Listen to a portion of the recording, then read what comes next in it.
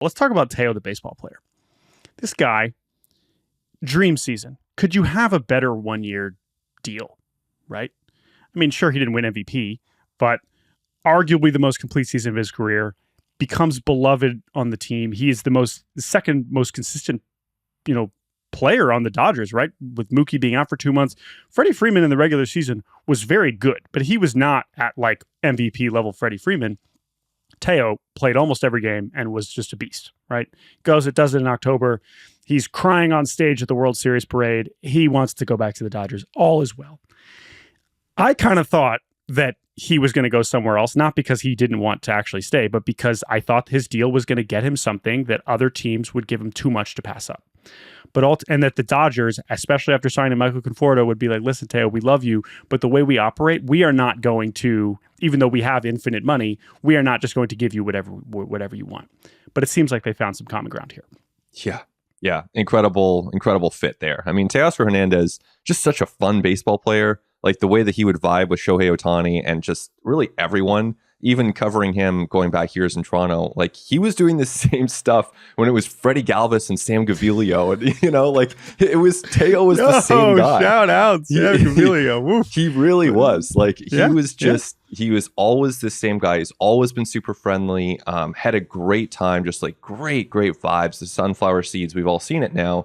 And so, of course, the Dodgers are a fit for that. What team isn't a fit for that if you're trying to compete, if you're trying to win? Even after going out and signing Michael Conforto, I do think that makes sense. They'll find the at-bats and they'll make the pieces work. Obviously, Dave Roberts is really good at that. And it's not exactly hard to find just play Teoscar. You'll benefit from that. You'll get a 30 homer season. You don't have to mix and match. So yeah, I think it's a great fit for the Dodgers. I had heard initially that they were kind of starting really slow with their offers, like maybe 1 or 2 year deal. And then they obviously worked their way up to 3.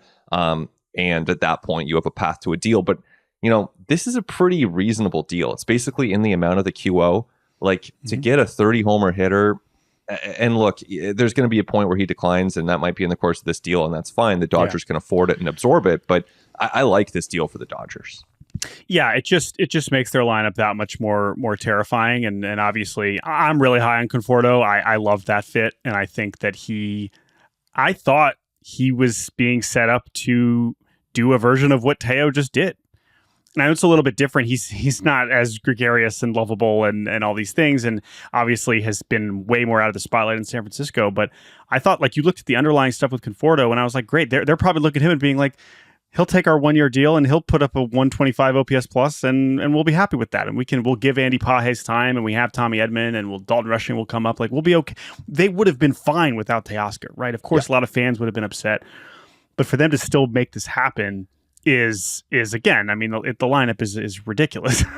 We already knew that, but we didn't even see this lineup fully operational at times last year because Muncy was hurt, because Will Smith was kind of hot and cold, because Mookie was injured.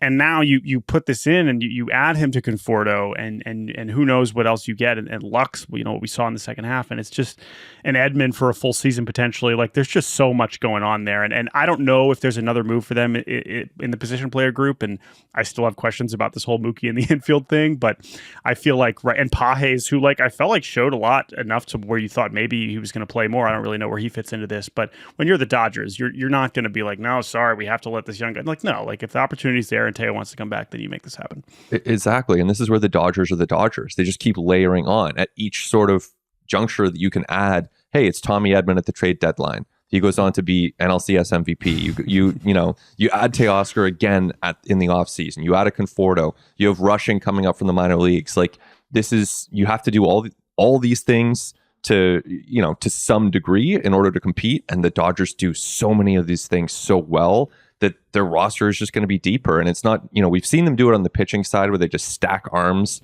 and then, hey, whoever's healthy at a given moment, maybe you win the World Series in a year where, Kershaw and Dustin May are hurt. They kind of do the same thing now on the position player side where they're just stacking hitters and they'll make the pieces work. Like, they're not going to have too many games where, they have 3, awesome hitters on the bench. Like, it's just, it's just the way baseball works.